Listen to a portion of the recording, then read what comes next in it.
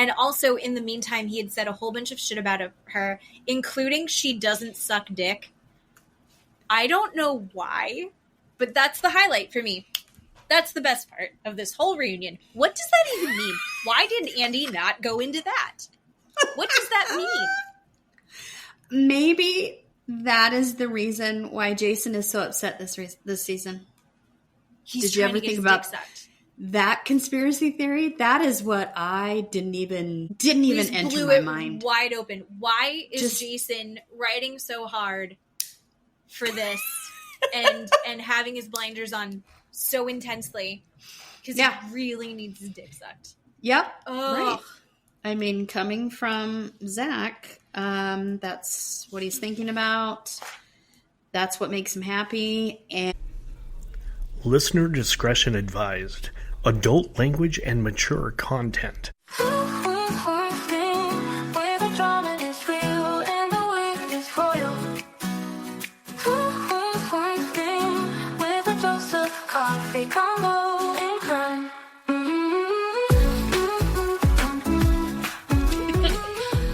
Thank you for listening. This is Two Queens, One Screen. I'm Jen. I'm Keeley.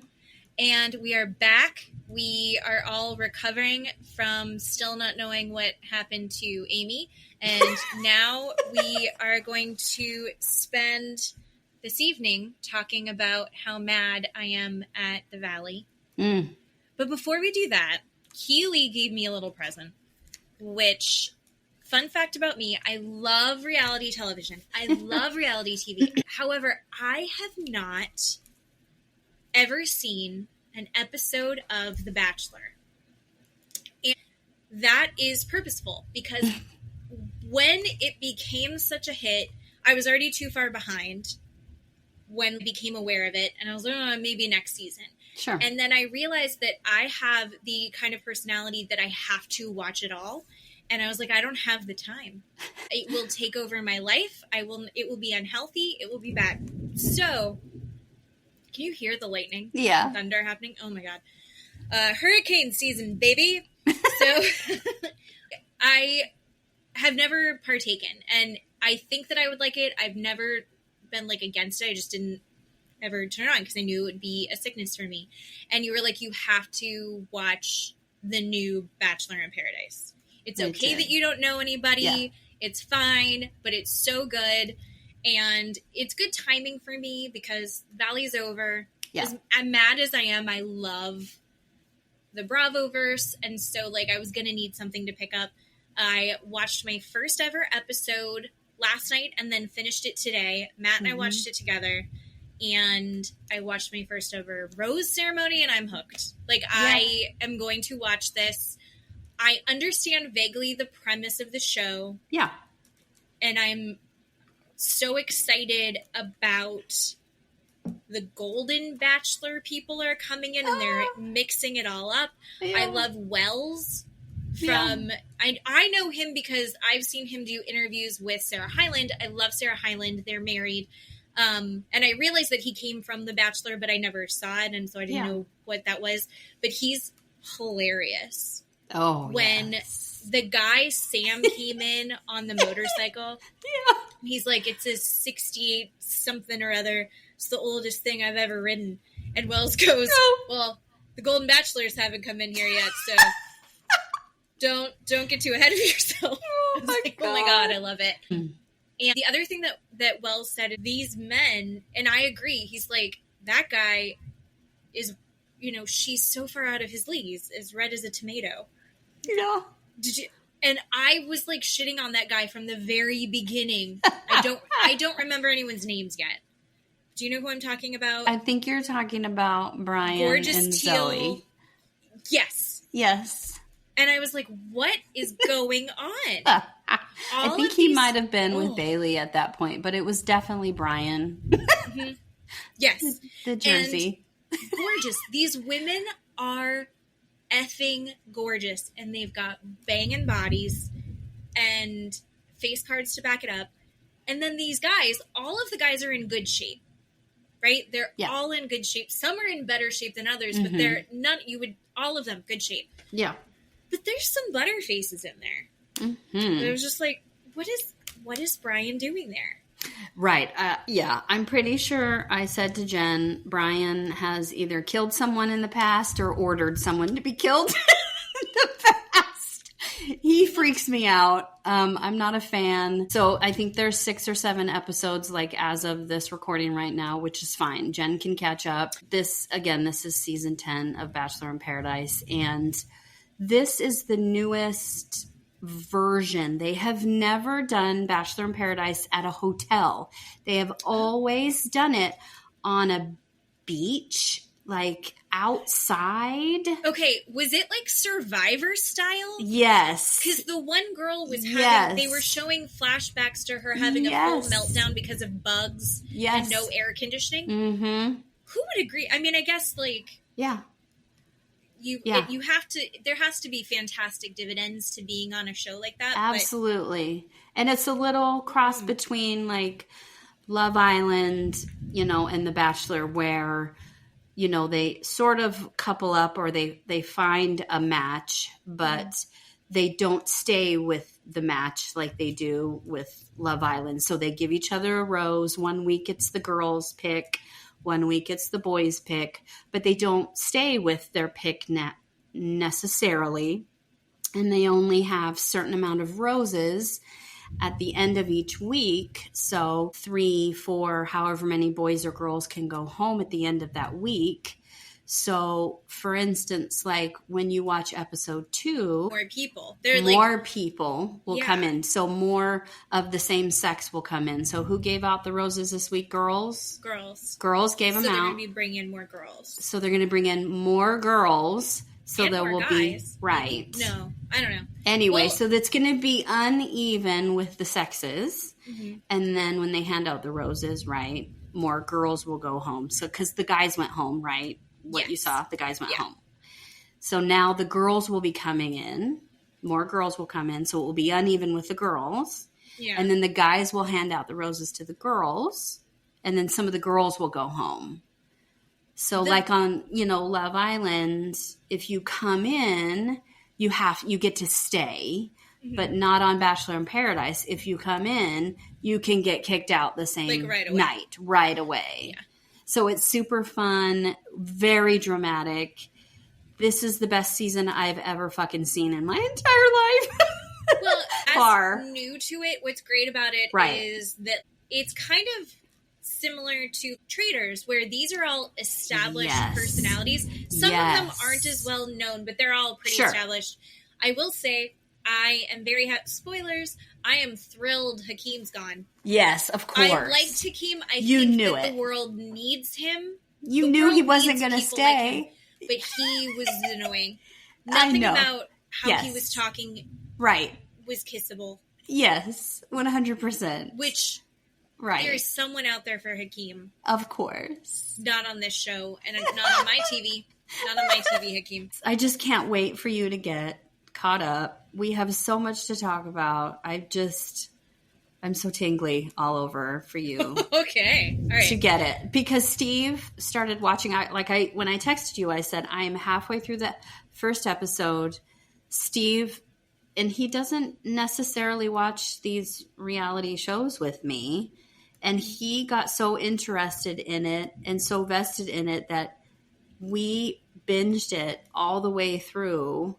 And was so excited and so happy because it was so good. I couldn't. I had to text you and say, watch it right now. Matt's hooked as well. So it's so good. And I think it'll be fun for us to compare. Like, all right, here's what we thought. Yeah. Here's what our gentleman partners thought. Yeah. Because even in shows like The Valley and shows like, especially Vanderpump, Matt and I both love Vanderpump. Mm-hmm. And he and I have such different opinions of people. Yeah. Still thinks that he didn't do good things, but really enjoys Tom Sandoval on his screen. Is a full Tom Schwartz apologist. Ugh. Luckily, he and I think are like 99% on the same page for The Valley, though. But I have a feeling, and we were the same way with Love Island. I think he and I are going to have differences of opinion once we get into The Bachelor in Paradise. Oh, yeah. The guys. Yeah. Steve and I think we have all the same opinions about the guys. We have differing opinions about girls, though, which is fine. Not like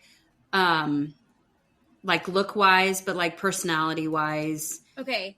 Dale, you know, yeah. is the hottest guy. I think, on the show. Yeah. And the girl that he's with seems like a monster, and I'm so excited to watch her. She is a nurse practitioner in real life. She's a doctor. I saw her on TikTok. Yeah, I like her a little bit more because of that, but I don't know. I was watching her videos and I'm like, wow, she's super duper smart. But I think anyway, she's super intelligent. I think she's effing gorgeous. I watch her in a different way. I don't know if that makes sense because of that. Maybe that's maybe. I don't know. That sounds weird. I think I'm excited to watch her have meltdowns. I think she's going to pop off. Oh, yeah. I don't know if I sent you the video. Did I send you the baby girl video? Baby girl. Oh, yeah. Yeah. She's going to be my baby girl. Like, baby girl, did you crash out? That's okay because you're perfect. You're perfect, baby girl. Everyone else should have known not to step to you. Like, that's how I'm going to, I think that's how I'm approaching her. Also, that video, I should find out what his name is. I didn't follow him. And Matt saw me watching a video of him and I was losing my mind over it.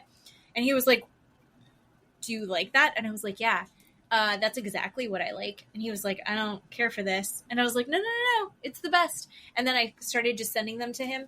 And then we went to Sam's Club and I walked backwards into somebody. And usually I hate when anyone walks backwards in a public space. I do not believe in walking backwards in public spaces. Don't back up. Turn around and make sure there's no one behind you. Yeah. And then I did it myself. And I didn't back into somebody, but I was in the way of someone and I felt awful because I was like, I just did the thing that I hate.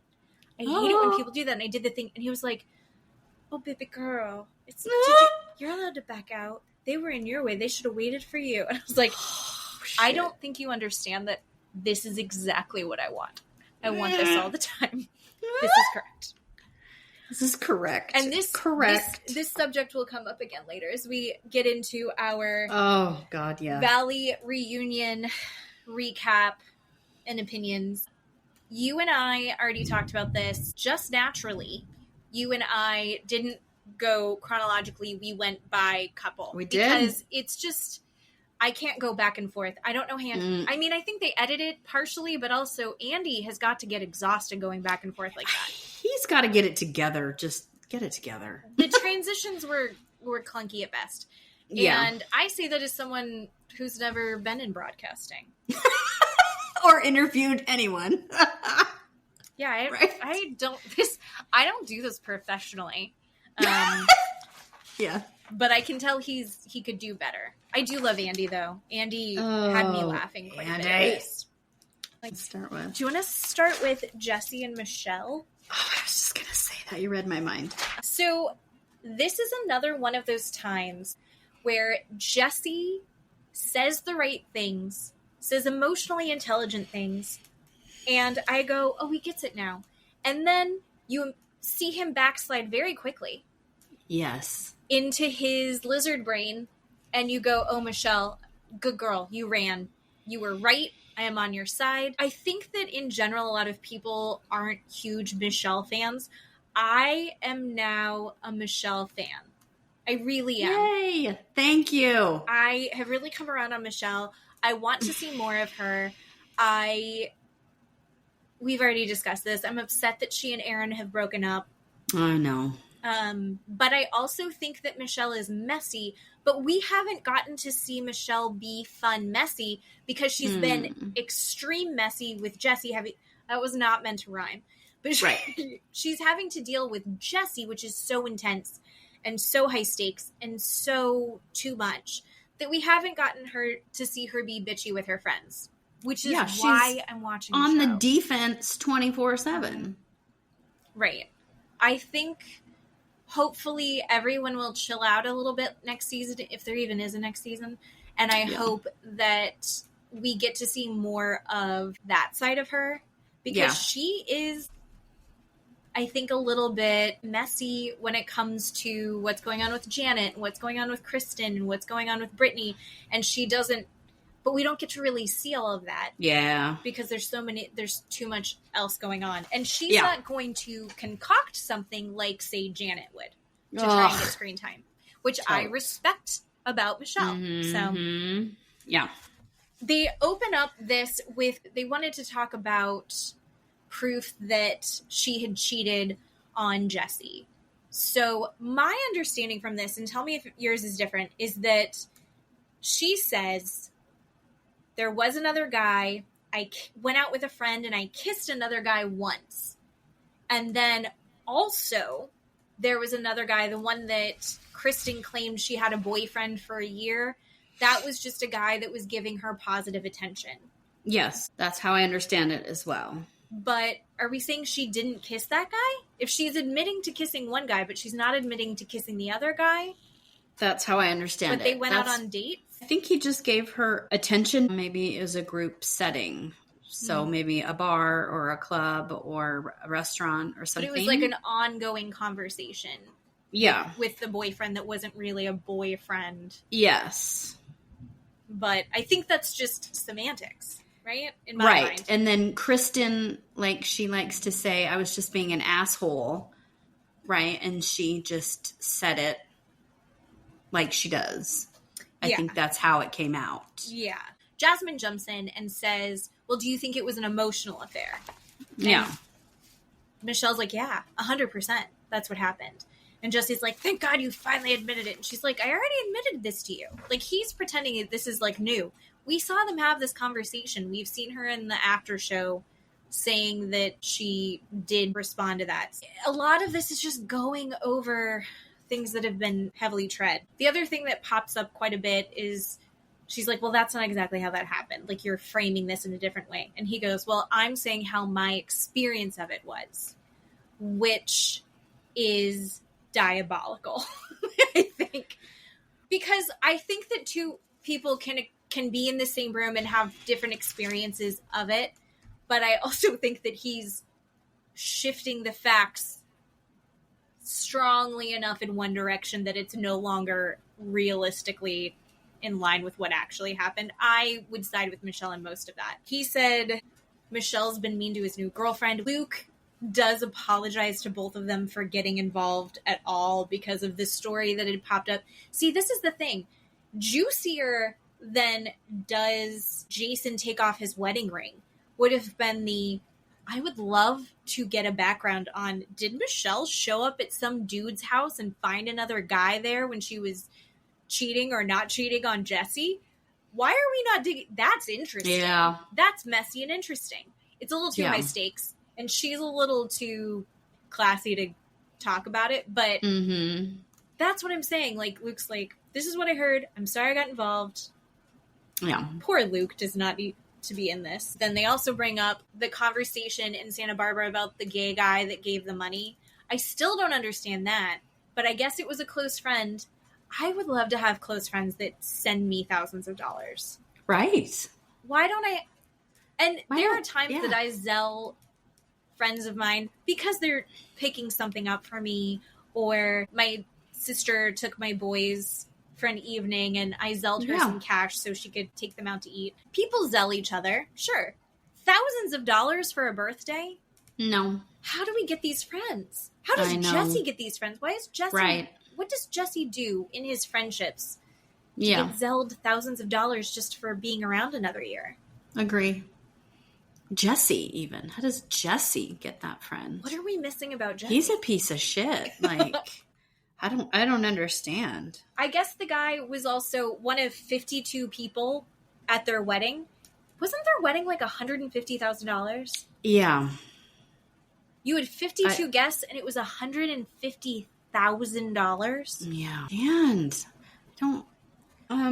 I would just like to mention that we finally find out Jesse and Michelle, before filming, Jesse said the two of them sat down. Remember he said this? And they spoke about Michelle kissing this other person while they were married. Mm-hmm. And Michelle saying, please don't bring this up during filming. And Jesse did it anyway to make Michelle look bad on purpose. Oh, yeah. So now we know why he kept bringing it up. And I thought that was incredibly interesting. And when it wasn't getting the traction that he wanted, right, he threw out the she's sleeping with a billionaire. Yes. And says he instantly regretted it. Here, one, he said it more than once. He called her a whore in Santa Barbara.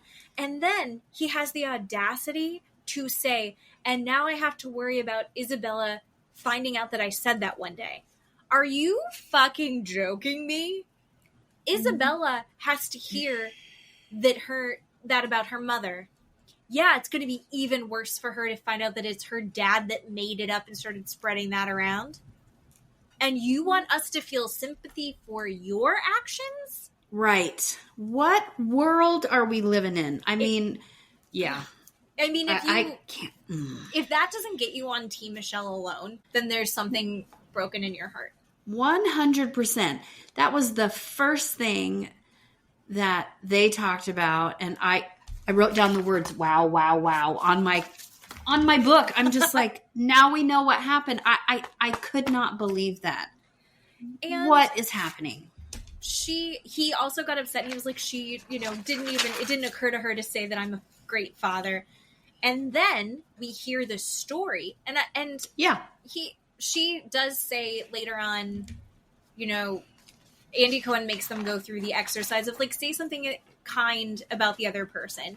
And she struggles with it at first, which I enjoyed. But she does say that he is a good father. And one of her favorite things about watching the season back was watching him and Isabella. Yeah. So the times that she wasn't there and he's with their daughter, she enjoyed watching those interactions, and she's grateful that he's a good dad. But also, he's a fucking control freak narcissist, and ended up Aaron had to call Jesse and say, hey, there's fires where Michelle and Isabella are in their condo, in their apartment, wherever they are. It's not safe. They're in a dangerous zone, so they need to move. And Jesse's like, well, I need to keep her here. I don't want her moving. And it's like, no, where you are at is also not safe. Wouldn't it be safer if we take her to Aaron's mom's house, which is an hour plus away from any danger? Michelle couldn't have that conversation with him. She couldn't get it through. And then she had to loop in Aaron to get him to see the light of, if you want your daughter to be safe, here is a safe place that we can put her immediately. That fucking sucks. Right. This man does not have enough respect for his ex-wife, the mother of his daughter, to listen to her during, a time of emergency. So he has to listen to another male to get his daughter to safety. I mean, that's a joke. That's a goddamn joke. It's gross. Yeah. And then he's like, well, I thought it was actually not as close. Something about Pasadena. I don't know. He was like, that was just a miscommunication. Stop it. It was not. I don't believe that for a second. And I don't think that Michelle would want to involve Aaron.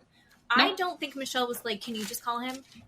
No. I don't think that that's anything that Michelle wanted. Whereas Jesse was pushing that, I want her to talk to my girlfriend. They need to have a mother-to-mother conversation. So, and that was icky. It's all icky and lots of double standards. I get Michelle being completely fucking exhausted. And apparently Michelle lost her shit at his girlfriend at a all-cast event. There's an after party, there's an after party, but people are mic'd. It's a hot set. They're supposedly shut down filming. And then Jesse's girlfriend shows up. Jesse's offended because immediately there's a boom mic in their face and a camera, and they picked it right back up. Yeah. And he's like, that was inappropriate. And Andy Cohen gives him a little scolding. Yeah. Which I loved. Yep. Part of it, I kind of get what Jesse would be saying, but you're on a reality TV show. This is the second season. You know how this works. Mm-hmm. She doesn't get special treatment. I don't care how hot she is. And he's like, if she showed up today, I would say get a mic on her, get her in here. I want to talk to her. That's what this is. Do you? And he turns to him and he goes, do you understand? And Jesse goes, yes. It was amazing. Oh, it was really, really good. After Jesse had felt so confident the entire time and just got taken down a peg really quickly by Andy. I really enjoyed that. You sent me a really interesting video. I did. On TikTok. I did. It was a TikToker who had gotten comments written on a video she made about it by his girlfriend. Yes. So this is the first time I saw Jesse's girlfriend. Oh, really? Yeah, I'd never seen her before. I was surprised. I don't know. I just think Michelle is so naturally so gorgeous, right? Oh, yes. And she's just so pretty. And she has the dark hair and she's got kind of olive skin and she's beautiful. And then his girlfriend, also gorgeous, but bleach blonde. Yes. Everything has had a nip and a tuck. Yes. Money well spent. She looks great. Yeah. But you can see the investments that she's put in there, right? It's very different type of vibe that I'm getting. I just wasn't expecting that. For some reason in my head, I was expecting him to go for someone more naturally stunning. Oh, God, I was not. But then his personality speaks to that. Oh, God, yeah. She's very Anna Nicole Smith. They're very Playboy Bunny. Yeah, I think. Very Instagram model. Yeah. Yeah. Yeah. Fine. She looks like a friend of Sheena Shea. Oh, yeah. Right? And I meant what I said. So, yeah. So the thing that you sent me was basically saying that she kind of got attacked by Michelle. Michelle was an asshole to her. She never threatened to sue anybody other than in that moment because Michelle was basically saying that she was a bad mom and that she was putting their kids in danger. I think that's mostly it. Yeah. And she's like, I've never threatened to sue anybody else. But everyone else kind of ran with what they watched her do and were bringing it up. Yeah. I will say I kind of believe Jesse's girlfriend. I bet that happened because if I'm Michelle, I am fully crashing out if this is showing up again. After all of the shit that Jesse is putting her through. Sure. Also, we know from Michelle doesn't believe in exes. So I bet she also doesn't really enjoy new girlfriends. Right. Right? Right, for sure. So, I don't know.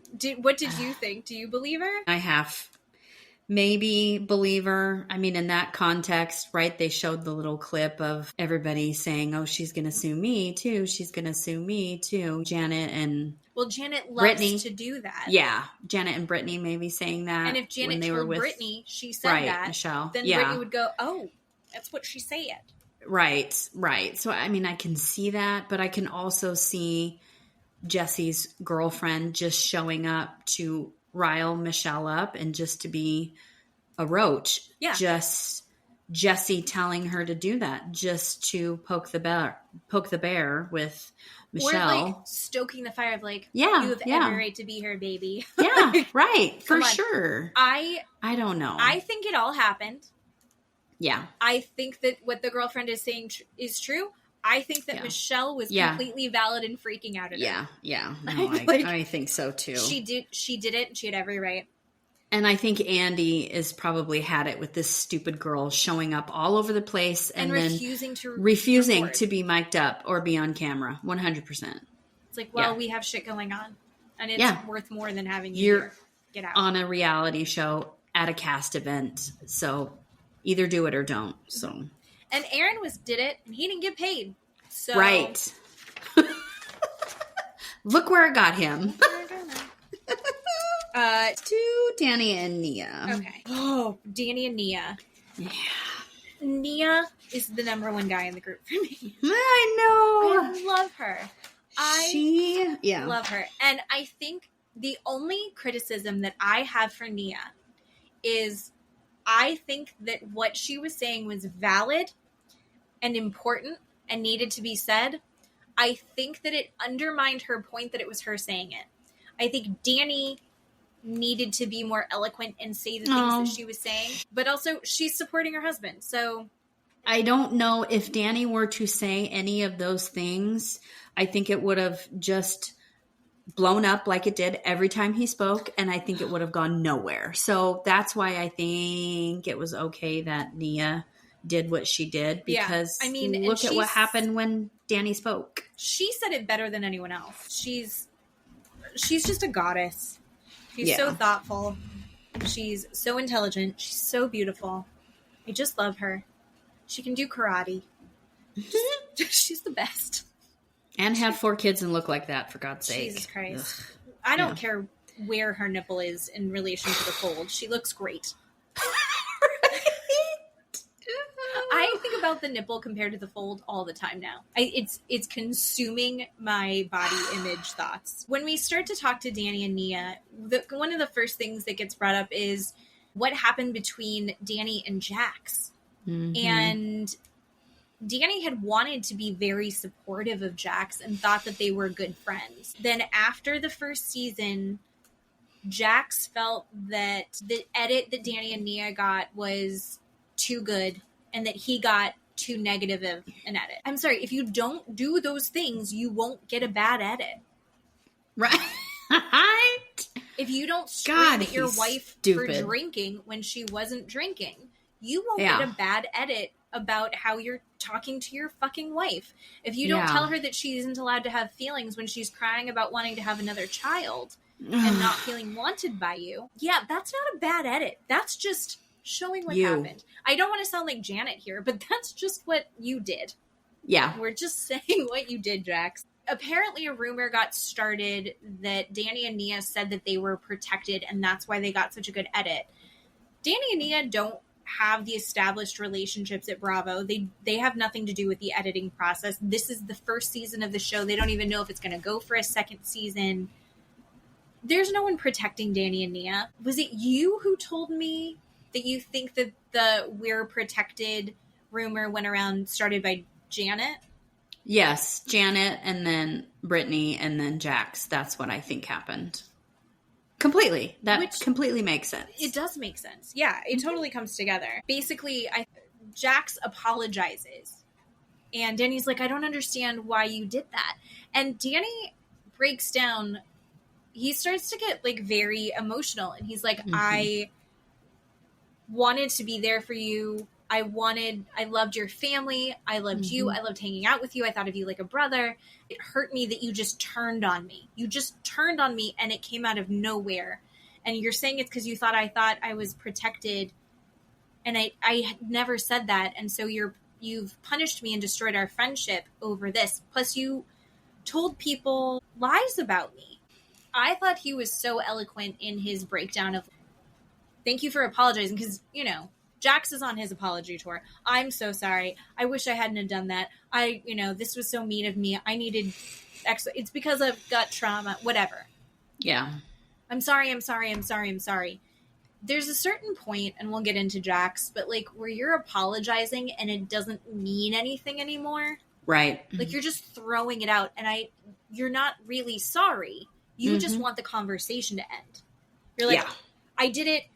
You're mad. But I'm sorry, so can we talk about something else? Yeah. And topical for Danny and Nia, I think. Yeah. Danny's drinking gets brought up. I thought it was really interesting. Danny asked him when they were at that house and he took the swig of tequila in the pantry with Janet in there. Was he hiding it from Nia? Was he hiding it from filming? And Danny goes, I was hiding it mostly from the cameras. Were you surprised when he said that? I was surprised, and I don't know that I believe him. Well, he says, I know what he said, but I still don't know that I believe him. Continue. You think he was hiding it from Nia, or you don't think he was hiding it? I don't think he was hiding it. Because he did say on the after show, I just went in there to get a drink.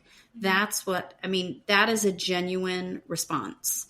He stopped and thought about it. This is the reunion. Everybody's staring at him. People want him to admit that he has a drinking problem. I know he didn't. No, but that continue. was exhausting. Yeah. He said from the camera. Yeah. Yeah, which surprised me because, and he said a lot of that was because before the season started filming, Jax said, "I'm coming after you," which shocked me. Jax. And even Nia says, there's times where his drinking bothers me. There are times where he drinks and he's hilarious. And there are times that he drinks and I think he's being too much, and we have a conversation about it the next day. Yeah. We, as viewers, we've seen him get drunk. We haven't, I don't think we've seen him out of control. We've heard stories about times that he's been out of control, but I've seen him be funny. Mm-hmm. I've seen him be goofy. Mm-hmm. I've seen him pass out. Mm-hmm. I've seen him get really irritated at Janet when Janet's being an asshole. Yeah. Which I think he would be irritated at Janet whether he was drunk or not. Right. I agree. We haven't seen that as viewers. We're hearing stories about it, and where we're hearing it from, I don't feel like are reliable sources. Right. So, but then Nia saying, there are times where I don't like it. I think we've seen Nia like go, hey, let's chill out. Sure. Earlier than I would expect. Sure. So I think Nia has a lower tolerance than most people for his bullshit when he's drinking. Yeah, what I was just going to say is that she's married to him, though. And so that whole wife thing, I think, is the lower tolerance. You got to think about that, you know. Yeah. I mean, I look at my husband and he breathes and I'm like, please stop breathing. So, see, you know what I'm saying? Like, that's probably one of those things. Like, she's just going, my God, please stop what you're doing, you know, and it's one of those. Like, I think back to Jesse when they were talking about, do you have a drinking problem? And Jesse's like, he doesn't have a drinking problem. You know, he's funny when he drinks, and maybe he can be, you know, kind of an asshole or whatever, or be too much when he drinks, but the man does not have a drinking problem. And Jesse is in the group, the friend group, and is around Danny. And not that I enjoy Jesse, but I think I would trust him when he says that. Do you see what I'm saying? Well, that's an interesting point that you're bringing up, because they also discuss, well, what's the difference between a drinking problem and alcoholism? It's another situation where Janet is trying to use words in very specific ways to skirt responsibility, but also put things in a light that are maybe not really true to reality. Technically true, but she's putting it in a different light that isn't, that no longer quite fits. So when they start talking about the difference between alcoholism, does he wake up and feel like he needs to get a drink to get through the day? Yeah, no. Right. He didn't drink for half the season, but most of the things that they're doing, they're out drinking. So it would have been even weirder if he wasn't drinking. Because look what happened to Lala Kent. I think it's just this weird thing where she's trying to put him in this light of like, he's got a real problem with alcohol. And there are people that when they drink, they're not fun drunks. Yeah. There are people that when they drink, they're super fun. Like you and me. And just like, you know, people that are 50-50. The night that everyone can't get over is Halloween, when he grabbed Michelle and Melissa. And he recounts that night as, I was blackout drunk. I don't remember that night. I had been taking antibiotics. As soon as I found out, I was horrified. More than one person says, you know, it was like an out of character thing. Janet's like, no, it's very much in his character. Think that your inhibitions are lowered when you're drinking. And so maybe that is something that is going to happen more likely if he's drunk, that he would never, ever do sober. I think that's realistic. I'm at this point where Janet is bringing it up over and over and over again because she's trying to stand up for Jasmine, is what she's saying. And Jasmine says, you know, I don't think you're getting the effect that you want here. But they're saying, you know, it's shitty that these men are doing this and there's no consequences to it. I feel like there have been consequences to Danny's actions. Yes. I feel like he had to have multiple conversations. It sucks that he had to have multiple apologies to Jasmine. Yeah. It sucks that it took a couple times before he fully understood the impacts of what his actions were for her. Yeah. But I do feel like he has made efforts to address his behavior. He has made efforts to make amends with his wife. They were in individual therapy and couples therapy for weeks because of this incident. And he has said, Melissa and Jasmine, you can bring it up whenever you want. I will say sorry. I am always sorry. And I will try and do better. And I see what you're saying now. He can repeat it back to them, what their issues are with it. He acknowledges that what he did was fucked up. And he doesn't want to ever do that again. Yeah. He's drinking significantly less. Blah, blah, blah. I feel like there are consequences. In my mind, I go, it seems like he had some pretty severe consequences to his actions. I think it seems like Jasmine and Melissa would like to move forward. So who else needs to establish what those consequences need to be other than his wife? No one. You don't get to do that. You don't get to decide as a friend group, an outside person. An outsider does not get to decide that, Janet. Think about that, though.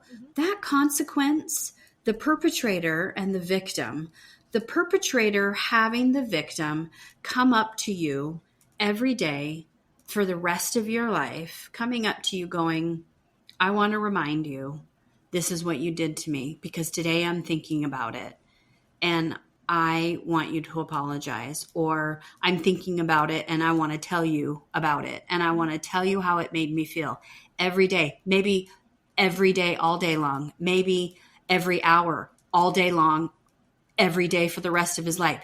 Think about that for a minute. It seems a little insane. It does seem insane. That perpetrator has to listen to that from that victim the rest of his life, if she wants to. If she wants to. That is the consequence that Danny has to live with if Jasmine and Melissa want to do that to him for the rest of his life. And they have that right to do that. Janet has nothing, no right to call any shots, to say anything, to make any line in the sand, to make any rules to anybody about anything. But that consequence that Danny said, you can bring it up to me anytime, any day, anywhere, and I will talk to you about it. That is a gigantic consequence in my mind that he has to take every single time they bring it up, because it's probably not great for him to listen to. Oh, probably not. I mean, I don't want to hear that I fucked up at any time. No. And so, and this is what he's done is serious, and there's serious responses to it. The other part of the consequences for him is that this is on TV for the rest of his life. This will be linked to him for the rest of his life. Right. Janet wants it to be, it is. Yes. It's there. It's there forever. Janet doesn't need to keep pushing the button to make sure that it shows up again. It's going to show up again. Janet making herself the arbiter for this is just so irritating. And even Jasmine giving her the benefit of the doubt and saying, I think your heart's in the right place. I see what you're trying to do. I don't need you to fight this in this way. I don't want that. I don't think it's helpful. Is it technically sexually assault? Yes. But the way that you were saying this is that he's groping women every time he goes out. And that's just not what's happening. And then Janet then infers again, well, actually he did it as soon as the Super Bowl. So we don't have the full story on that. But it sounds like somebody insinuated and then it got proven that that's not what happened or something. Oh my God, I loved that so much, Nia just shut it down. She's like, you're lying. You're a liar. I mean, everyone's talking about the conspiracy theories. Janet and Jason are anti-Nia and Danny. Jax has gone anti-Nia and Danny. Brittany hasn't, but also she's not been super supportive. I would agree. I think she is anti-Nia and Danny. I think that's a foursome. That's my opinion. But because she's too Kentucky nice to say it out loud kind of thing. Kentucky chased is what I would call it. She wants to put that chaste face forward, but then she can't because she's, doing cocaine and she's out there having all of these problems when she is not this person that going to church and doing all of these Southern chaste things that this community she came from wants to believe that she's still doing, and she is not. She's not a good friend. She's not a chaste person, and she's proving it on TV over and over and over again. And I have been done with her forever. I'm not a Brittany apologist. I was really disgusted watching her this entire reunion. I think the four of them are in cahoots. I don't get it. I don't know why Brittany is still with Janet, with Jason, after how Jason is approaching things with Jax. I don't know how she's still drinking the Janet Kool-Aid. I don't see it. Is it that Janet and Jason have love bombed her so that she's not seeing how shitty they are? Maybe that's part of it. I like Brittany. I think Brittany isn't a wildly, deeply introspective, intellectual person. I don't think that she sees the depth of what Janet's doing. I think she sees everything kind of on the surface. Does that make sense? Yeah. So I think she's missing it. I don't think that she's malicious. I just think that she's very easily influenced and not making great choices right now. And I'm not a huge fan of it. I think I am a Brittany apologist. I think that we're going to get a better Brittany out of it. However, Matt saw a thing about, of course, Brittany looks like an angel because we've had her standing next to Jax this whole time. Right. So anybody next to Jax is going to look better. Absolutely. Especially because she is the victim of all of his nonsense. But Jax, after he got out of rehab, he had all of these dude meetups. He invited Danny to the first one where he starts telling him that he has a drinking problem. Mm-hmm. As he just got it. Well, it wasn't rehab, but his mental health facility. And he was like, you have problems with drinking. And I have some clarity. I just finished rage texting and I realized that you have a drinking problem. And then he stopped inviting him to stuff. And then his first response is like, why? When they would go, well, Danny's not here. Yeah, because he's probably out drunk somewhere. No, he's dealing with his 10 million children. Yeah. Come on, dude. And then it all escalates again. Danny brings up that Jax has been sleeping with his employees from the bar. Yeah. And Jax is like, I don't know who you could even be talking about. Who could you describe her? I don't even know who. We only have a couple girls. I don't know who you could mean. If you're willing to have sex with Jax Taylor, there's something broken inside of you. Mm-hmm. Well, of course he can't remember because he's had sex with thousands of people. So, do you think he slept with men in Miami? Remember that? Yes. Yeah, I think he did. Yes. Absolutely. Allegedly. This is my thoughts on it. I think. Allegedly. I think he did. Yeah. All right, let's talk about Janet and Jason. Just exhausting. I find her exhausting. I don't understand. Nope. And how she seems oblivious that anyone could think that she did something wrong. Yeah. The only time that she maybe did something wrong was when she was a little too drunk at El Coyote. Kristen says, you're a different person when you were filming. Janet and Jason are like, I don't know what you're talking about. And even Jesse goes, well, it did seem like you would bring things back up that didn't need to be, and it seemed like you were stirring the pot. And he's like, we're good, too. Like, we like each other. We're on good terms. But yeah, I know, I could see her doing that. Jumping in when you weren't involved in situations, like you would suddenly start fighting for everyone. Yeah. Did that make you like Jesse a little bit for that moment? I love that he has these clear moments. Like, he's not an unintelligent person. He articulates very well. Yeah. He just is a shitty person. Right? I mean, he says very clear, accurate things, Yes. So. And you're like, come on. Yeah. We're all human beings, I guess. We go over such heavily tread subjects as Zach saying that he wanted Janet to miscarry. We've had this conversation before. Oh my God, I know. Is it okay if you're one of those people that says stuff so insane when you're upset that you don't really mean, and if people are around you enough that when you say something really crazy, that they shouldn't take it too seriously? Yeah, we've talked about this, yeah. And yeah, I was pregnant with twins, and I was told by someone that they wanted me to miscarry.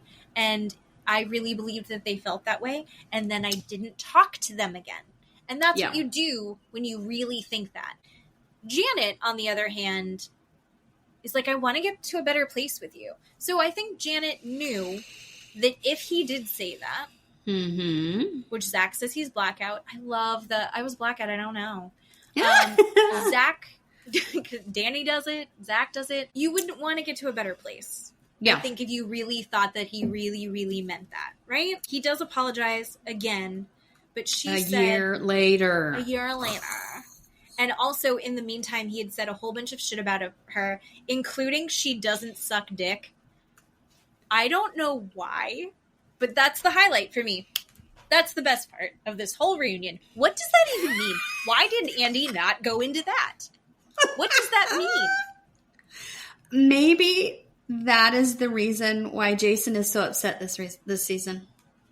Did you ever think about that conspiracy theory? That is what I didn't even enter my mind. Wide open. Why is Jason writing so hard for this and having his blinders on so intensely? Because he really needs his dick sucked. Yep. Oh. Right. I mean, coming from Zach, that's what he's thinking about. That's what makes him happy. And Jason is unhappy. Jason is not happy. Put two and two together. That's interesting. I don't know. I just love that as an insult. It doesn't make sense. It doesn't make sense.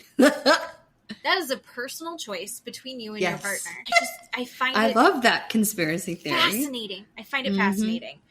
But she doesn't, when someone starts to apologize for her favorite thing to do is start throwing shit at them in the beginning of it too. Like, feel extra bad. Feel extra bad because blah, blah, blah. You're forced to lose all of your momentum of getting through this fucking apology. Yep.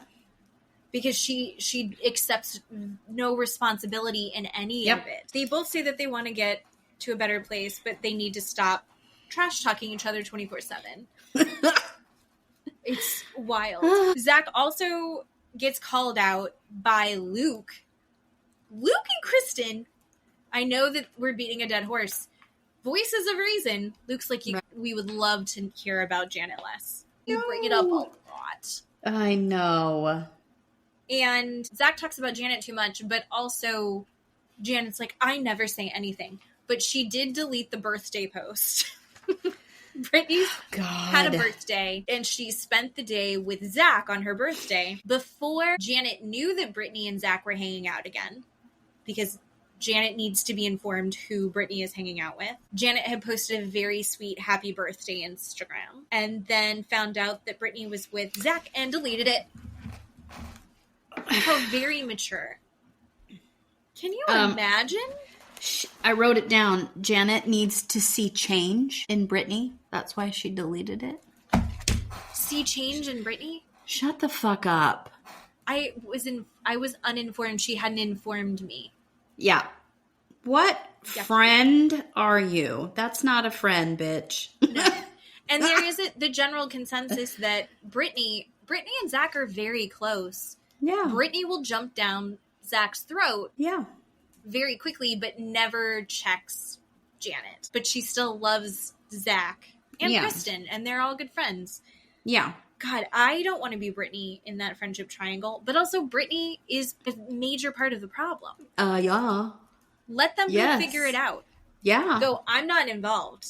You guys are adults. You guys deal with it. I think it's such a double-edged sword because on one hand, back me the fuck up. You're my friend. Back me up. Yeah. There's another part where you go, you're fucking adults and I'm not getting involved in this. Yeah. Brittany's not doing either one of those. She's doing both and doing neither, and it's shitty. They go all the way back to Jasmine. Jasmine's the one that brought up the ring rumor originally because of this game of telephone. Janet and Jason thought that Jasmine was the one that made it up, which doesn't make sense to me. Why you would think that Jasmine made that up. Yeah. And so when that led to the massive fight at the beach, and she called Janet a Karen. Yeah. Or said that she had Karen energy. Yeah. She lost her mind because it's like she's getting told that she did something she didn't do. Yeah. And she wasn't even the one that brought it up. This was something from years ago from another group of people. Why are all of these adults acting like high schoolers? I don't know. Because they fucking suck. There's multiple groups of these Valley people. There are people not being filmed doing exactly this shit. Yes! Andy Cohen needs to be tracking down that other group of people. In my opinion, this could be a whole nother... It's just another instance where Jason has to back up Janet, right? Like, that's the correct spot. Like, if you start screaming at my wife, that. But also, your wife needed to stop interrupting so Jasmine could fucking speak because she was trying to have a conversation with Jason because it seemed like those two were closer friends. Mm-hmm. This whole thing went out of control with the ring rumor. They attacked everybody over it. No one was talking about it except for them. They're the people that kept bringing it up. They're the people that went and got tattoos for this thing that they're saying they don't want going around. About. Yeah. And I go, does Jason really think this? Does he really believe that his wife did nothing wrong? She did nothing wrong ever in her life. But I will also say, in that same breath, I want Matt to ride that hard for me. I want him to watch a show where I'm a fucking monster and for him to go, Jen was right. You guys are assholes to her. She's beautiful and how dare you steal. Like, I want that. Like, Janet. Yeah. Janet's protected. Janet's the one that's protected. Jason is going to ride so hard for her forever. And she doesn't even suck dick. Yeah. True. By a work comp attorney. I mean, how good a job would she do on a work comp attorney dick? I don't know. Be gross. I don't know. Can I just say you deal with more workers comp attorneys than I do. Yeah. Do you actually at your job? Yeah. I mean, I see them on a different floor and they are just as tightly wound as Jason. I wrote a couple of points that I just want to point out. When they showed the clip of the ring rumor that, you know, when Kristen, it was at the shark party, I think, when Kristen and Luke were talking to them and they sat down and Kristen's like, I'm going to tell you something, I think is what she started out with. And so she said the ring rumor and Jason's like, oh my God, okay, that's all I thought it was. I thought it was going to be something worse. He said that. I thought it was going to be something worse. What is the worst thing that's floating around? Are you talking about? What else are you talking about? And this leads me into the conspiracy theory that I think it is, that I sent you that other video of why Janet and Jason and Jax. Because he did cheat. Yes. Because Jason did cheat. No, Janet cheated. You think Janet? Oh, with Jax. Janet cheated with Jax. Spoiler. Yes. Sorry, I was trying to remember which one. What I think. So before Janet and Jason got married, so not during their marriage, this content creator on TikTok has posted this video that said, before Janet and Jason got married, Janet in the friend group, she had sex with Jax. And because she's a fan. Remember, she's a fan. And remember, she wanted a 3-way with Lala. Was it Lala? It was a clip of Janet asking for a 3-way on Vanderpump. And I can't remember who it was. Anyway, so it is not beyond the realm that Janet would sleep with Jax. I mean, anybody sleeping with Jax. So now Jax is holding it over their heads. And this is why Jason is riding so hard for his wife and riding so hard backing up Jax anytime the man breathes or farts in the different direction. They don't even really have a problem with Danny and Nia. Correct. Really, they don't. It's really that Jax said we have a problem with Danny and Nia, and they have to be on Jax's side. Yeah, blackmailing them, saying, I'm going to say something. He's going to. Jax always tells. Jax always tells. Yeah, just like he did when he and Kristen had an affair when Kristen was sleeping with Sandoval. Remember all of that, right? When anybody slept with anybody and he found out about it. Yeah, right. No.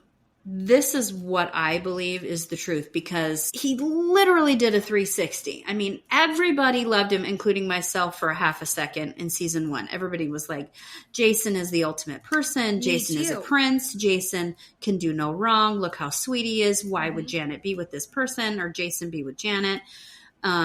He's so kind and so loving, and every other thing under the book. And now this season, he is a completely different person. No one knows what rock he crawled out from underneath. And this TikTok creator posted this content that she believes that Janet has had sex with Jax, and this is what is holding over their head. And he said, be mean to Danny and Nia because I hate them. I mean, it makes sense because Danny said in the beginning of the reunion, I am going to cause problems with you this season about your drinking, basically because I hate you. And of all the shit that Janet knows happened to Brittany, how can you not be going after who has he threw a fucking table at her? You've watched what he's done. You have seen the text messages. Yep. And then you sit there and go, he's trying to take accountability. Like, he's still doing it every day, but he's trying to take accountability. Right. The thing that disgusted me the most about Jason was when Jason was like, he was addicted to cocaine for more than 20 years. It's going to take a long time for his brain to reset. Unbelievable. The Jax apologists that are that household blow my mind. When they're so ready to go after everyone else for it has to be something that they've said huge like that for them to ride so hard. It has to be. Nothing makes sense. Well, how would Zach know that she doesn't suck dick? Because Brittany told her. Exactly. Brittany said that that's what happened between her and Jax. Exactly. Hello. I believe you. And then you still have Jasmine, who apparently Janet and Jasmine were friends. Sure. Like really good close friends long before a lot of these friendships developed. Their current relationship status with Jasmine, which blows my mind after they're throwing so much about Jasmine's trauma, throwing that at Danny. They're not really considering her. They're not even on good terms with her. So it seems weird that that's the pillar that they've decided to stand on. I know. And they said they're cordial, but they used to be the kind of friends that they would hang out in their sweatpants and play games and cook dinner together and just hang out really casually all the time. Jasmine described it as they're like family. So, they're in a fight, but they still have a lot of love for each other. They're cordial, but there's still I think it was Kristen that called it out. There's a massive amount of shit talking happening. Oh, yeah. Still in their group chat. And Jasmine's like, oh, yeah. Well, I mean, and I think Jasmine's doing it. Jasmine's not. Jasmine's like, we need to talk about it. And she's like, we'll talk about it later. I think because she's I don't need Janet to turn that on her. Yeah. If I'm Jasmine, I'm like, thank you, but I'm good. And that's really what the whole energy was. Yeah. Thank you. I don't need you to do that. I see what you meant. You were trying really hard. You were trying to be, it came from a good place. Yeah. But no more. I don't need any more. Thank you. So Jasmine's kind of talking out of both sides of her mouth in this. Oh, God, but I think it's because she has to protect herself, which fucking sucks because this is an incident that affected her in a really negative way. And for some reason, she's being put in a position where she has to manage everyone else's emotions about it. No. That's shitty. If Janet and Jason can't see that that's shitty, that's annoying. Kristen brings up the fan rumors. Yep. Kristen brings up a really good example that I feel like I've been looking for the whole time. And I feel like Jan's like, I want you to give me an example. I don't know what you're talking about. I've always been this way. And she's like, when in the first season, Jax invited my ex-boyfriend to the guys' night to meet Luke, which is shitty and very, very Jax Taylor-coded. Makes sense. That's exactly what he would do. In the interviews, Janet is sitting there going, she's talking about him like he was super abusive. And I watched how that relationship went when everything was going on between this ex-boyfriend and Kristen. Janet was by Kristen's side and supporting her through this breakup. So Kristen's like, I thought that we were on the same page. I thought that you were my supportive friend. And now you're saying I was awful to this guy and that I was abusive. And you're saying that you saw me do all of these terrible things. What the hell? We were friends. And suddenly you're talking shit about me? So yeah, she's stirring the pot. What breakup isn't messy? Especially if Kristen's involved. But that doesn't mean that Kristen's not valid in her remembrance and explanation of that, especially to her own boyfriend. I'm sorry. I don't have to tell Matt that I was a shitty girlfriend to an ex-boyfriend. It's not my job. No. Right. So there's those classic ways to debate people and how people can debate from a false standpoint. And one of those is a straw man argument. So you build up a straw man to easily knock it down to prove a point. And Janet does that. When she starts, it's like you're saying that I have these good as gold posters all over my childhood bedroom. Of course, I watched Bravo, but I'm not a fan that had good as gold posters. I wasn't obsessed with Sheena Shea. I didn't have all her music. It's like both of her songs. You're saying that I'm this insane thing. That's not what Kristen is saying. No one is saying that she plotted to get on this TV show because she's a psycho fan. But she did go on and go like, I want to go make good TV. I don't think she knew she was going to get on TV, but I think any opportunity where she could be a friend in the background, she took. I think if she goes, I will have a 3-way, maybe that'll air. And now it's like, how do I stay relevant in this season? I'm going to bring any single thing back up that I can again. Right. That's what Kristen said. All this is to be relevant, right? Yeah.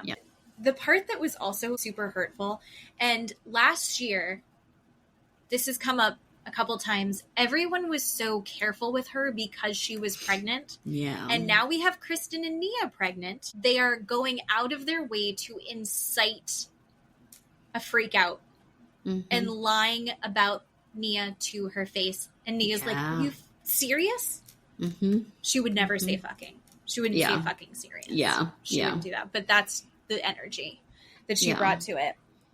And Janet says that they weren't really good friends before filming. And Nia knocks that down immediately and is like, you were the first people that came when our daughters were born, which the daughters were born before filming. You came and danced with our son in our living room. We went to this event. We did this together. We did that together. And they're like, yeah, and that's when we got really close. But that wasn't a big deal. We weren't really friends. I'm sorry. If I invited someone over to see my children in my home when I'm postpartum, yeah, you're close friends. So they start framing it as they weren't really friends. Danny and Jason were definitely good friends. Oh, yeah. So Janet suddenly pretending that they weren't good friends boggles my mind. Jason wouldn't be crying over the loss of the friendship this season. Danny wouldn't be crying over getting into a fight. Exactly. It's heartbreaking. And I love that we're going to be blaming Jax for all of that. Yay! They also go over the fact that she used the term sexual assault on the boat. And how that was the line that she crossed that people can't come back from. Jason basically says, I mean, the DA is not going to pick it up. That's not going to go to court. She could go to civil court for it, but it's probably not going to be something that's, that huge. But, And everyone starts kind of debating whether or not sexual assault is an okay word to say in reference to the situation. Technically, it is correct by the law, but it insinuates something much worse. Janet has no regrets about it, but then everyone's screaming about it. Then I think Andy says, who here thinks that that was over the line or like too much when Janet said that it was sexual assault, that it insinuates something worse than it is? And everybody put their hand up. And she goes, well, I just will never say the word sexual assault again. Yeah. Oh my fucking God. Yeah. Yeah, maybe don't. Yeah. Her whataboutisms are insane to me. She's like, I guess we're sweeping everything under the rug. This is not out from under the rug. You were in Boise, Idaho. I am in fucking Florida. I am never going to meet these people. Yep. You and I are talking about Danny touching Jasmine's leg and groping Melissa's butt. Mm-hmm. This is not under any rug. Yeah. No. It is insane to me that she is going to continue to beat that dead horse. Yeah. And the fact that they're saying your words are dangerous and your words carry a lot of weight and you need to be intentional with what you're saying. And she's like, well, what about when Danny called Michelle a whore? Oh my God. Which is what we call a whataboutism, which is very similar to the straw man argument. Like, she's not debating in good faith. Yeah. She's being a piece of shit. Yeah. And Danny's like, I didn't say that. I was just saying I read this and I didn't call her a whore. I said that Jesse said it. No one believed it. That's not what I was doing. Nope. So she's just anything that she can throw to distract from herself. Yeah. And be like, but you also did that and you were bad. The end of the Janet and Jason thing is just Janet and Zach are trying to finally make up. Neither of them really want to. Andy, for some reason, makes them unblock each other. And Zach is like, I want to move forward. If you really want to move forward, I'll take accountability for my part. If you can take accountability for your part, and I can move forward. And I think that Zach could wipe the slate clean and move forward. Yeah. But Janet doesn't live that way. No, she doesn't. It would be so frustrating to try and be her actual friend, somebody who talks like that. I couldn't. Unless she's one of the people that, like, unless you're Sheena. Sure. You've got to be Sheena or you've got to be Ariana. Otherwise, I don't think Janet's a good friend to you. No. You're a stepping stone to Sheena or Ariana, right? Yeah. Okay, so the moral of the story is, are they coming back next season? If they come back next season, are we still going to hate them as much? Is there any recovering from this? God, I don't know. We need I don't have the strength to watch them again. It's just, it takes so much out of you to listen to that. She just talks in circles, and Jason apologizes for her. I mean, when he said, well, what happened to paraphrasing when she talked about Danny and the whore thing? Well, why can't we paraphrase? Are you kidding me, dude? Shut up. When he's like, I watched the season and you guys are saying that she's doing XYZ. I'm not seeing it. And everyone's like, what are you watching? What show are you watching? Yeah. We watched it and here's that in real time. David Jesse's like, you're stirring the pot a little bit. Yeah.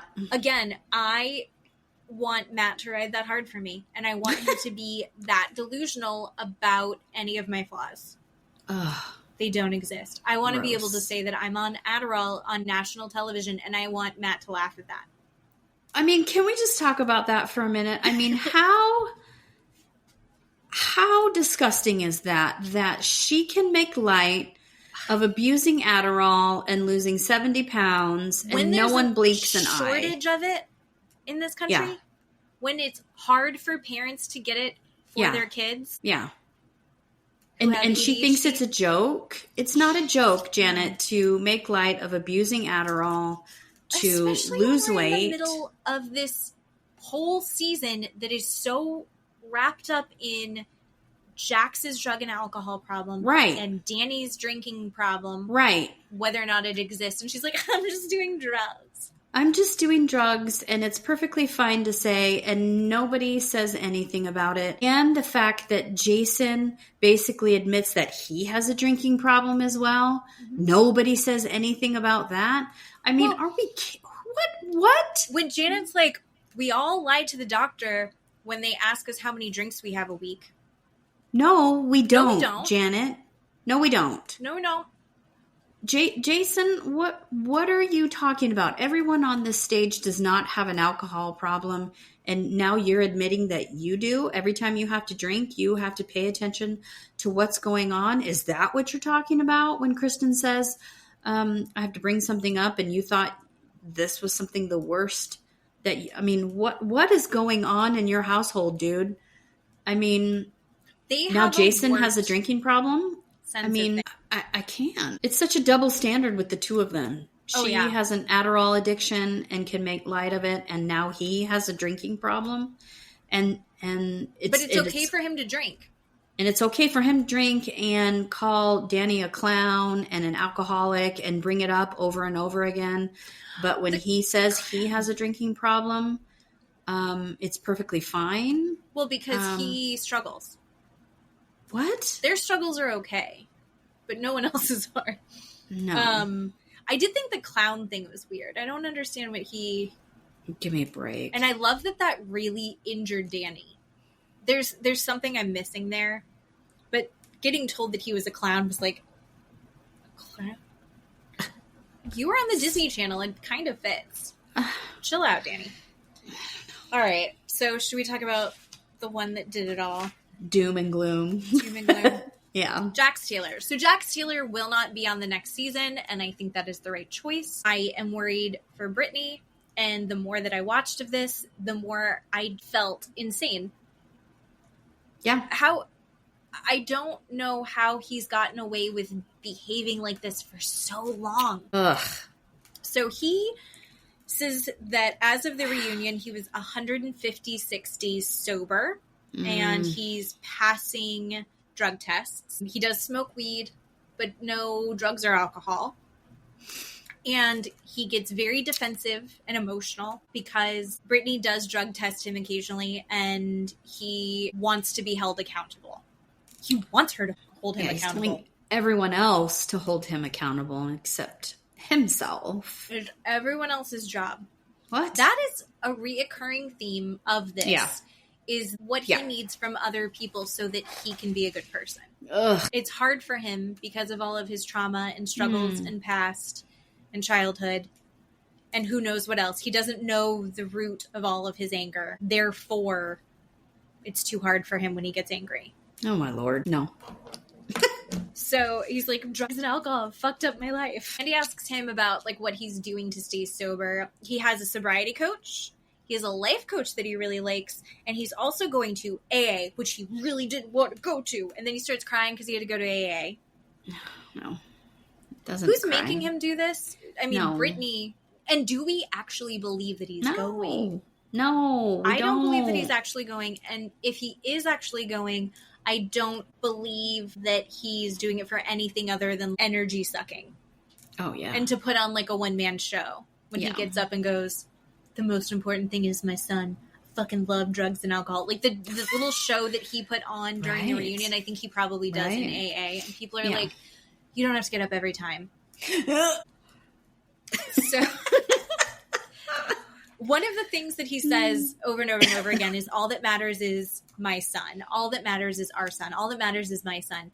And we get the little Zach voice in the background where it's him whispering, but they just put it at full volume. Thank you, Bravo, for doing that, because that was amazing.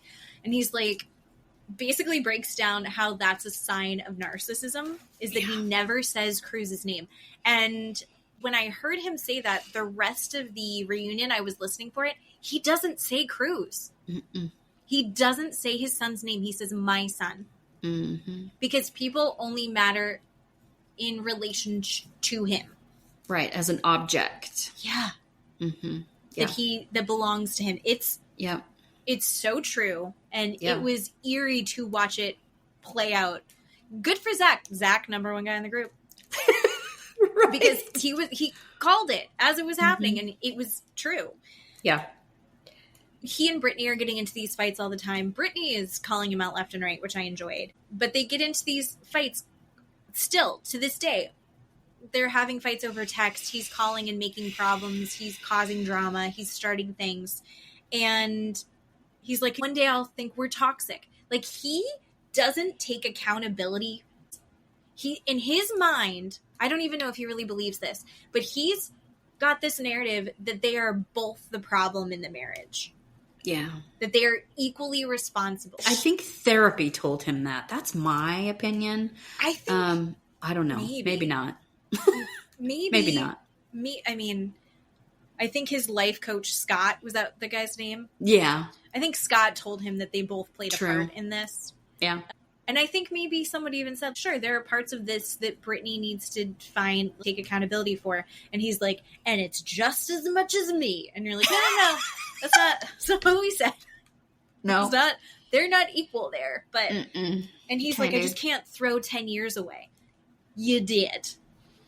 Yeah. You expected her to never leave you no matter what. And you thought that we're married means that you could do whatever you want and you can't leave because we're married. Yeah. It didn't occur to him, yeah, she'll still leave. She wants to be married. She doesn't want to be divorced. Mm-hmm. But not being divorced isn't worth living with you. And that is so frustrating to me that it still shocks him. I think he is genuinely still surprised that she left him, that she filed for divorce. Oh, yeah. That's part of narcissism. Yeah. So I just think that's also when Jason had chimed in. He's instigating all these fights. He's getting these girls to send the text messages that he's sending to these girls, these like nasty text messages, but also saying, I want you to move in with me text messages. And Brittany's getting all of this. Yeah. Who are these women that are participating in any of this? Sad. I don't know. If you're gross and you're into Jax and you think that this is going to help you get traction with him, sad and gross. If you like Brittany and you're like, I want you to know what he's doing. Sure. That sucks too. She doesn't need to know. She knows. She doesn't need to see the nitty gritty of it. She doesn't need to know. Yeah. She knows he's gross. You don't need to get yourself involved in it. You're not helping. So everyone stop. Anyone that's fucking Jax or texting with Jax, don't involve Brittany. She doesn't need that. That's when Jason had chimed in. Jax isn't just going to stop being this toxic. He's still having problems regulating his dopamine because of 10 years of drugs. Jason, shut the fuck up. Dude, shut up. Camera. Jason, shut the fuck up. Yeah. Stop backing this guy up. He could absolutely stop texting abusive language to his ex-wife. Stop it. Yeah. Fucking Jason. I hate that he's backing him up. I hate that he knows what he's done and he backs him up. Yeah. And then there was this weird little thing where they do an aside. Andy's like, she could be back in Kentucky, probably married to a doctor. Yeah, she could be doing great in Kentucky. Jax goes, well, she probably would have been with a basketball player. And everyone's like, what are you talking about? And then he's like, I don't think she was ever really attracted to me. What? Like, he's going to make up a version of the reality where he is a victim no matter what. And that makes zero sense. She's like, I was with you for 10 years. She was clearly so attracted to him. Yeah.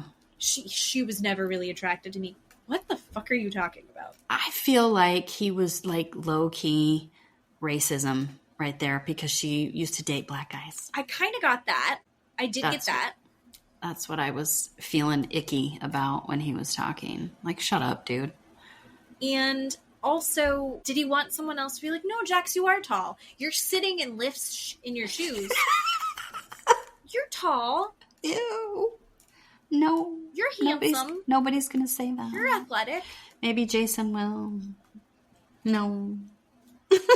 Jason, can you tell Jax that he's tall, please? Jesus Christ. Then right after is when Andy is exhausted by this, because I think everyone was thrown by that. Yeah. And he was like, are you guys sad about Hooters closing? And everyone's like, yes. Oh my God. And Zach gets really serious. He's like, we all are. We're all upset. And Brittany was like, I want to buy one. She should. I think she would do great. Like a nostalgic Hooters, but she can't do exactly on brand because they're probably... And Jax is Mr. Business. Mr. Business. He's like, well, they're reconceptualizing or something like that. They're rebranding. He's so gross. But anyway, I should probably edit that out. I made a gross hand gesture. So he starts talking about how when he started doing drugs was back in 2001 when he was in Miami. Makes sense. But then when he was in Vanderpump Rules, For years, people have been talking about Jax is on coke. Like, in Vanderpump Rules, you can see his eyes are dilated. He's really intense. We all knew it. Everyone knew it. And then he goes, production didn't know. Production had nothing to do with it. Production not know when we all knew it, dude. They're 2 feet away from you. They knew. Yeah, and they're like, he hid it really well. He was definitely on drugs, but he was hiding how he was doing it. He was just running to the bathroom every 10 minutes. I mean, how involved do you get? Let's pretend that we're looking at this through the lens of a documentary.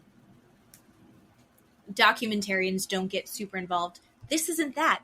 They're producers. They're pushing storylines. If you know that he's doing these drugs, I think he probably needed to say that for liability reasons. They're like, you need to clear us. If you're going to be talking about how you were doing drugs on the show all the time, you need to say a certain... The way that he said it, like, really quickly and offhand, but, like, this perfectly formed sentence of, production had no idea I hid it really well. They had nothing to do with it. I think he was just covering production's ass. Allegedly. Whatever. Is my opinion. Allegedly. This is satire.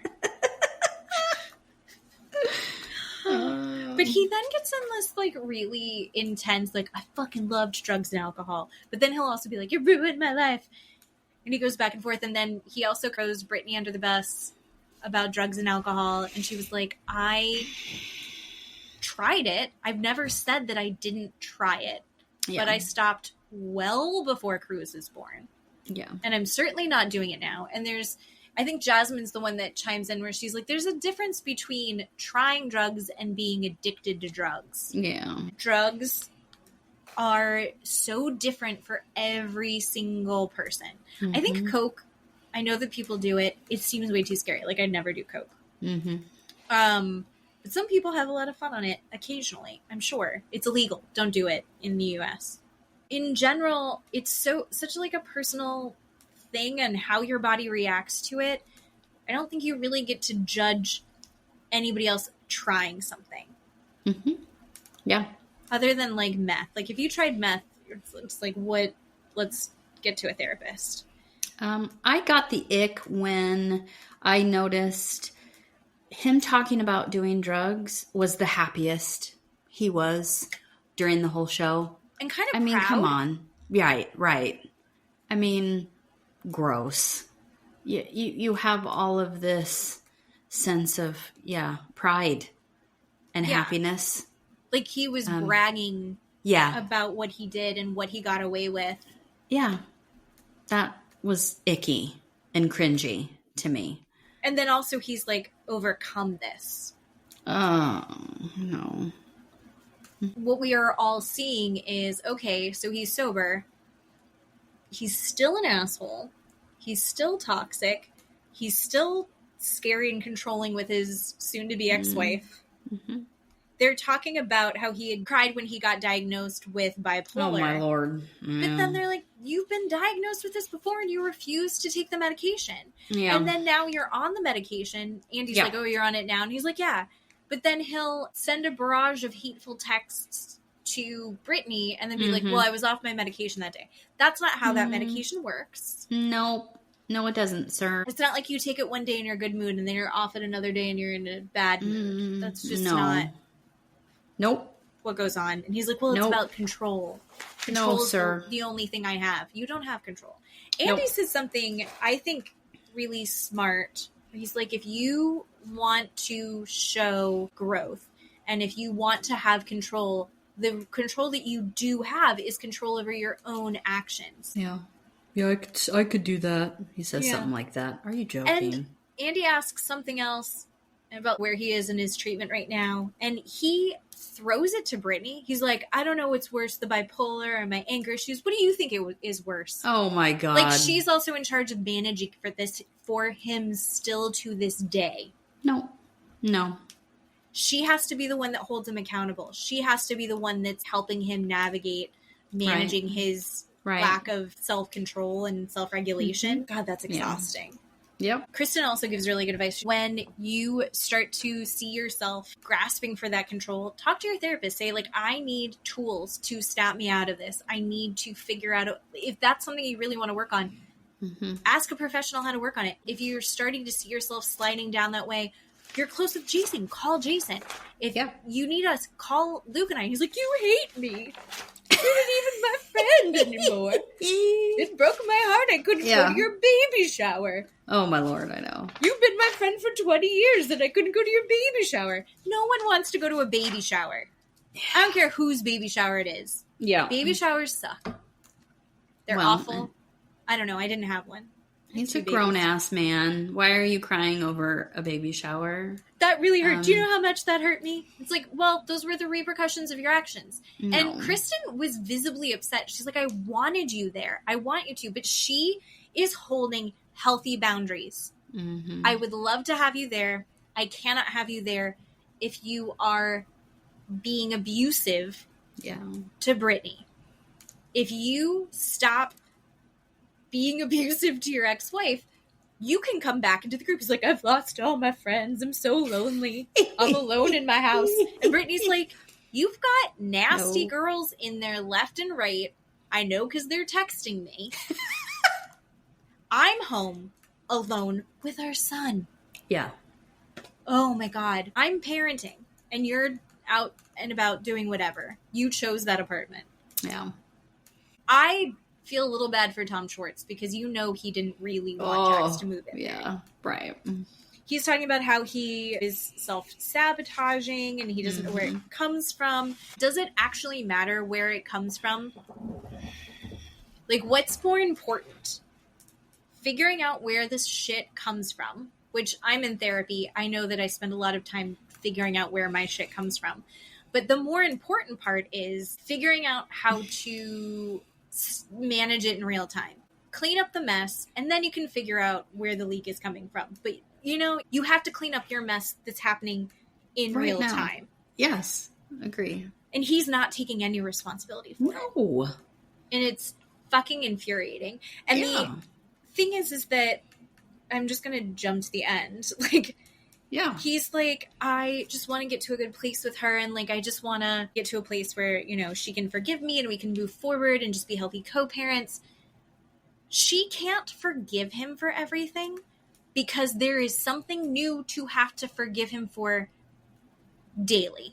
Oh, yeah. I'm assuming. Every day. Sure. She's getting these onslaught of text messages. She's getting people sent to her. Yeah. He's fighting her. He's asking her for alimony because she makes more money than him, even though she's paying $18,000 a month on their mortgage because he doesn't pay taxes. On purpose. The lack of taking any kind of accountability or any responsibility for what he's done blows my mind. He's not getting better. No. It makes me angry that Jason, and then even Andy, say that they're seeing him take accountability. You saw him say it, and then you also saw the rage text that he sent Brittany. Yeah. You saw him sending shit to Brittany's house and showing up at Brittany's house. Yeah. No. Right. I can say that I'm an elephant. Right. It's not actually making me an elephant. If I say it a lot, it doesn't make it true. He's saying sorry constantly. It doesn't mean he's actually sorry. If he was really sorry, he would stop the behavior. Right, exactly. And he's saying he's too broken and he needs help. He needs people to hold him accountable, but not so accountable that he's not invited to events. Right. It doesn't make any sense. And Brittany, as she's hearing Jason say, well, it seems like he's taking accountability. And she's like, yeah, when you guys had that FaceTime, 10 minutes later, he sent me rage texts. And Andy's like, oh, it seems like he's taking more accountability right now than he has before. I don't know that he's taking more accountability than he has in Vanderpump Rules reunions. I think Andy said that because Jax is physically saying it on camera more. He's saying that more out loud, but that doesn't mean anything. Like you said, it doesn't mean anything. And she said that. She goes, we'll see. It doesn't mean anything. But just because he says it, that's what these men do. Just because they say it doesn't mean anything. And this is what I'm so... Right. This is what I'm so sick and tired of. Yes, Brittany, Andy, he said it over and over again, but it doesn't mean anything. You are hearing him say it more. Yes. And Brittany's like, I'm worried it's all performative.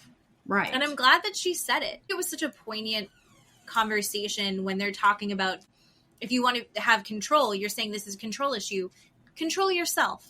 Stop yourself from sending these messages. Stop yourself from starting a fight with her. Stop yourself from saying things to a group of men to try and incite this conversation. Then right after, Andy goes, well, are you still in love with Brittany? Oh my God. Do you think that he's still in love with Brittany? No. Do you think he was ever really in love with Brittany? No. Did anyone watch them when they were in Kentucky? Remember that little spinoff that they did? Yeah, I never watched it. No. Piece of shit to her then. Okay. I couldn't get through it. Okay. Because I was like, there's no way they're getting married. Yeah.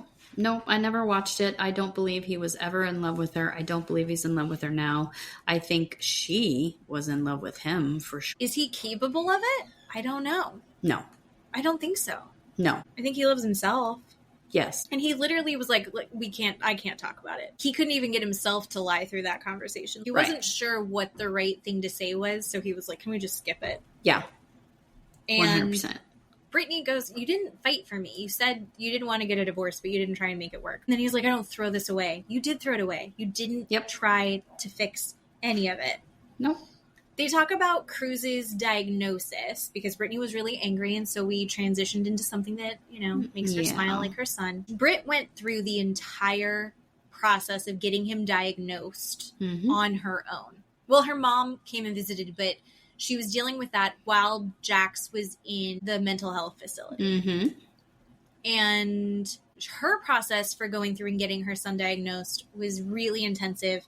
My son has been diagnosed as well. It was not as intensive as a process, but it is. Like, it's several visits. It's several different kinds of doctors. It's a lot of questionnaires and paperwork. Like, I think it was like a 60 pages of questions that I was going through and answering. And then his teachers, we had to get his teachers and other adults that were in his life to go through and answer these questions. And then he had to be observed, and he had to get his brain scanned, and like there was all sorts of stuff.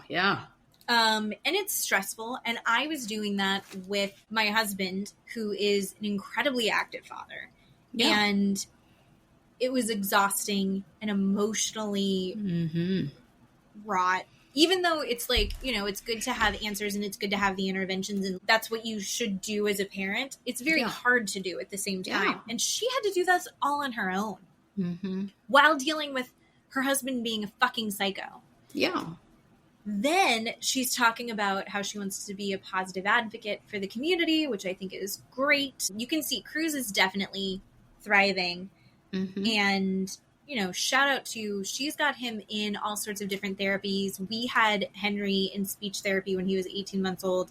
And I still am friends with his speech therapist online. Like, those people become important to you for the rest of your life. It's amazing. She's done all of this, and she's talking about all the things that he's in, the schools that he's in, the therapies that he's in. Andy turns to Jax and goes, so are you involved in his care?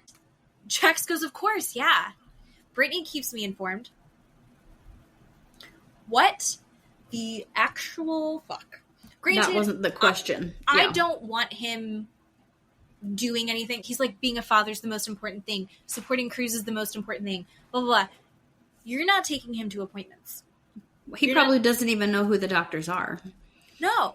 But he doesn't know where the doctors are. No. Part of me goes, I bet that's helpful to Brittany that he's not involved in all of that. And so I respect that if that's a choice that she's actively making. But how dare you take any credit for the care that he is getting when you were doing none of it. That you had nothing to do with. It's fucking bullshit. I wrote bullshit in all caps. Like, that part right there. And everyone just lets it slide. And Brittany's like, in Brittany's head, she would be the worst person ever to keep her son from his father, right? She can't keep Cruz from Jax. That would be a mean ex-wife thing to do. Until it really becomes clear that it will affect Cruz's safety, I think it's going to take a really long time for her to accept and acknowledge that. And I worry about how long that's going to take, and I worry about her safety in the meantime. Honestly, just saying. Zach, they bring up Zach and how Zach's not allowed at Jax's bar anymore. And Zach kind of breaks down a little bit. My heart just felt for him because he's been supportive not only of Brittany through all of the bullshit with Jax, because he's been there since the very beginning.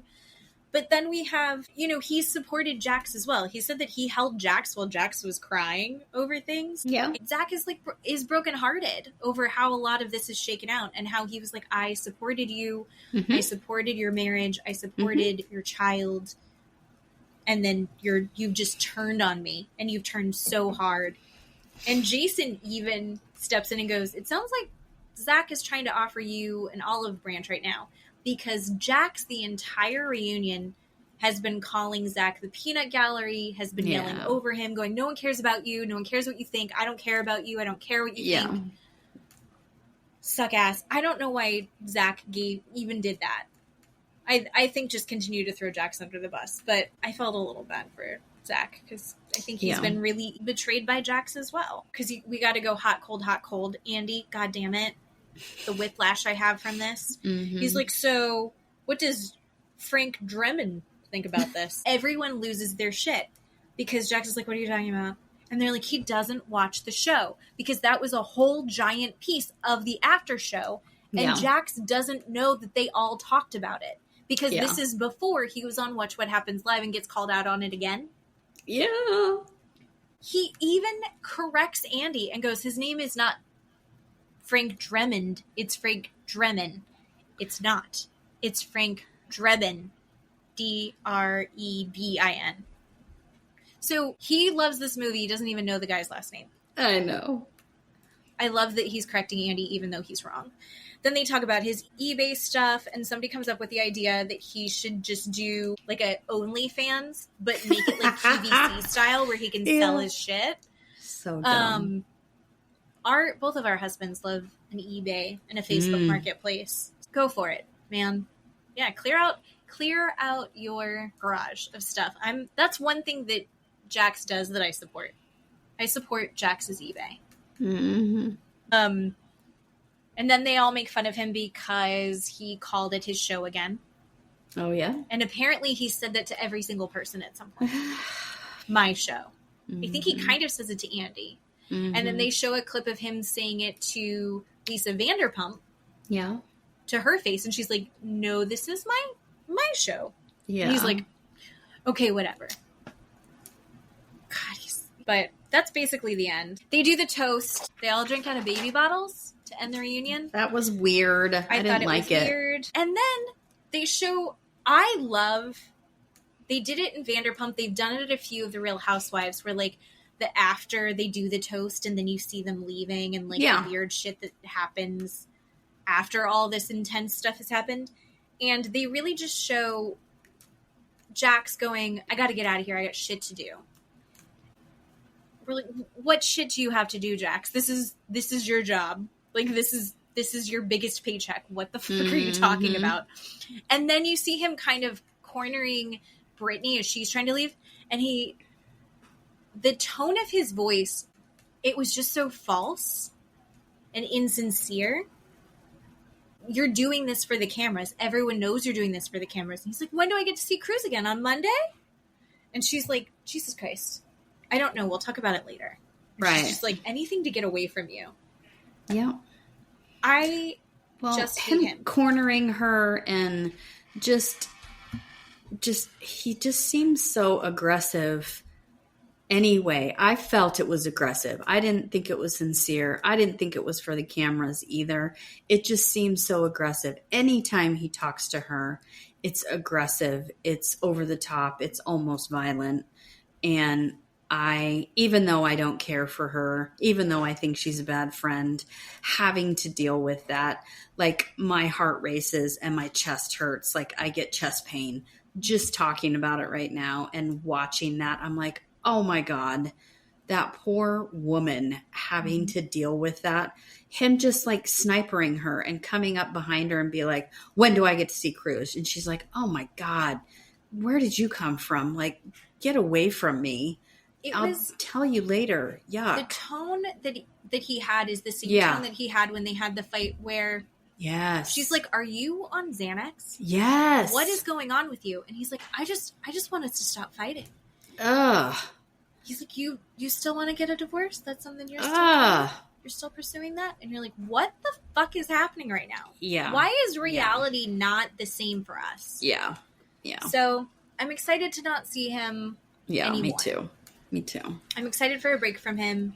I'm nervous for Brittany. I genuinely am nervous for Brittany's safety. Yeah. We had seen a thing basically laying out, and I'm not going to get into the details of it because alleged, and I'm not an expert in this, but basically how he has all the hallmark characteristics of a family annihilator. Yeah. And the fact that he has lost his show, and his bar. Yeah. What else does he have as Brittany continues to evolve beyond him? I don't know. He has that junky podcast with his sister. I don't know if you've ever seen clips of that. I've seen clips of it pop up. I'm not going to listen to it. Yeah, I'm not going to subscribe because I don't want No. anything I do to benefit him. Yeah. Did Other you see than the clip watching the Valley of him having the two people that Justice for Jax in disguise? His two cronies, the husband the ones and that wife. are doing the AI pictures? Yeah. So No. last week, him and his sister, the podcast that they have, like I just said, he said, I have the two people that are coming on that are doing the Justice for Jax website. I'm not doing it. I've been telling everybody it's not me. We have the people that run that website Is it coming Jenny on and the. Jason?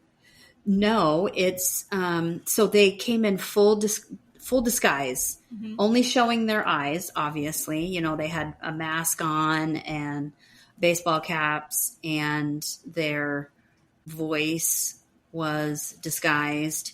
But people had figured out who it was, and I don't know. I don't watch as many Bravo shows, but it's people close to Jax. A husband and wife, I don't know who they are, a husband and wife that are with Jax all the time. And so it's basically Jax doing it. Anyway, so they were on the show saying, yeah, we're doing it. Jax isn't doing it. I mean, it's not stranger. It's not a stranger. It's not Jax doing it. I post it. He sends it to me, but I post it. Like, I think that things are nuts in the world, and then I go, they're not that crazy. I'm not in that, right? Yeah. Like, my day-to-day life, I don't have that going on. I've heard that podcast just makes no sense, and he's just talks in circles. And well, because Brittany's the one that produced their show. She's the one that set up, this is what we're going to be talking about. Yeah. She's the one that got the guests. She's the one that had the formats for everything. Yeah. And this one's terrible, I guess. I don't know. I don't love Brittany's podcast. Oh, I'm not saying that, again, I'm not a professional. I haven't listened to it. I don't know. I'm a Brittany apologist. Okay. I can't listen to her for that long. Okay. I need other people. Yeah. But we will have something new next week. Yeah. Probably true crime related. Yeah. I'm guessing. So thank you for listening. Thank you for listening to my tirade on Jax. And if you have any opinions, we do want to hear about them. And if you're watching the new Bachelor in Paradise, yes, who's your favorite and who do you hate the most? Right? Yes. Yes. Yeah. Thank you so much. And I'm so glad that we finally got to do a whole thing of talking about the Valley. I know. It's been a long time coming. Yeah. All right. Okay. Thank you, everybody, for listening. Bye. Bye-bye.